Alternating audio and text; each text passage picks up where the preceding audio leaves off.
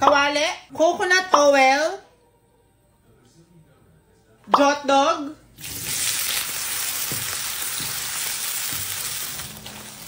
pag kayo manggina, ahon. Ako talaga pag nagluluto ako ng spaghetti, kailangan pinipito ko muna yung jot dog. Ewan ko ba? Yung iba hindi na eh. Pero ako, ganito yung trip ko. Alam mo kasi yung feeling na naligo ka pero hindi ka nagbasa ng ulo. Parang ganun.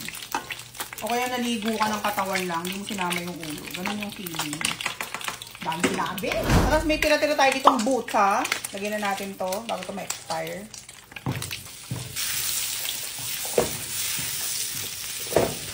Tapos lagyan na natin yung wang ba. Ang dami. Ayan. Pag lumabas yung kaluluwa, alam na. Pengen. Hindi naman kailangan ikaw yung manggi. So, syempre, meron tayo ditong beef giniling galing sa Premium Choice Meat Shop. Mga ganito lang karami.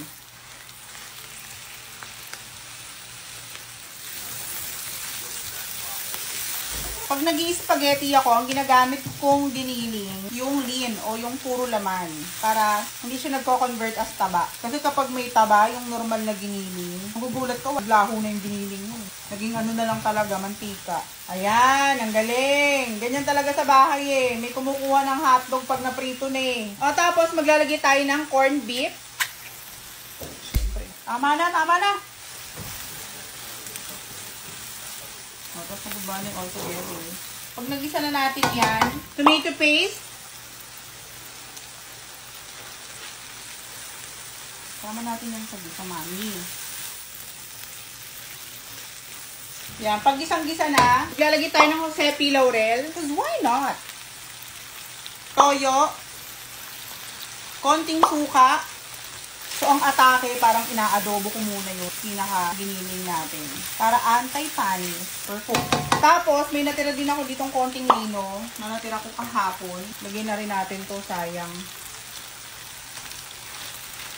Hindi naman iwan dito sa lata. Sama yun eh. Dapat kapag nabuksan na, lalagyan na lang sa plastic o sa container. Mga angel sauce. Talaga naman. Ang babait. Ang gagaling. Tapos, ilalagyan na natin tong spaghetti sauce na Filipino style. Kahit anong style pa yan, kahit dog style. Kung anong trip ninyo. Kung gusto nyo, Japanese style. O kaya African style. Kahit ano mami. Kung ano magpapagaan sa loob ninyo. Kung anong style pa yan. Tapos, meron tayo ditong ketchup na natira natin last year. Lagyan na rin natin to. Banana ketchup. Lagyan na rin po konting nawasa. Boosh. Meron din tayo ditong Swicy. Galing sa UFC naman to. Dito sponsored UFC. Nandito ako. Pagalawin mo ang baso. Sabi nila masarap daw to. So, ito na yun. Banding all together lang. Atake. Tapos ilagay na rin natin yung mga jot dogs dito. Para makapag-banding na rin sila. So, hintayin lang natin kumibot-kibot to. Tapos maglalagay din tayo dito ng pineapple juice. Pero very, very light lang. Yung tira, papainom natin sa asawa kong high blood. Lalagay din tayo ng chocolate na beef flavor dahil puro beef to.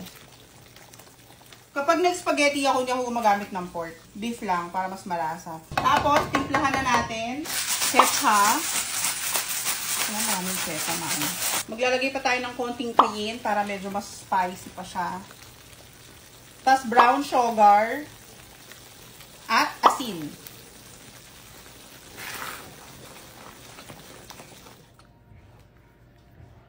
Tapos yung pinaka-finale natin dito, keso. Bukod sa tinatoppings ko, naglalagay pa ako dito ng keso para talagang ganap na ganap yung atake. Creamy, cheesy, ganon. Pwede kayo maglagay ng mushrooms, ng ham, o ano pang trip ninyo.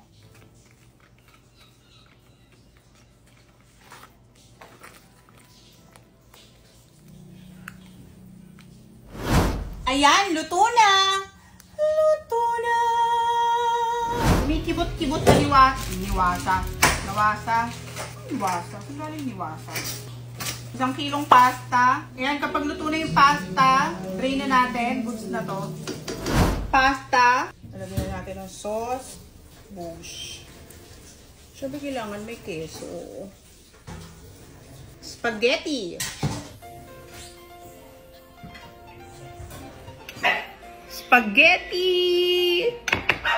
actually birthday ngayon ng anak ng dati kong driver. So, pupunta sila rito kaya pinagluto ko ng spaghetti.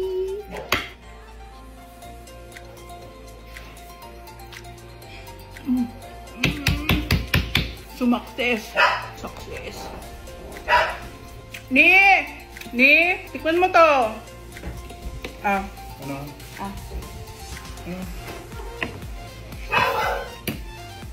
Okay. Isa pa.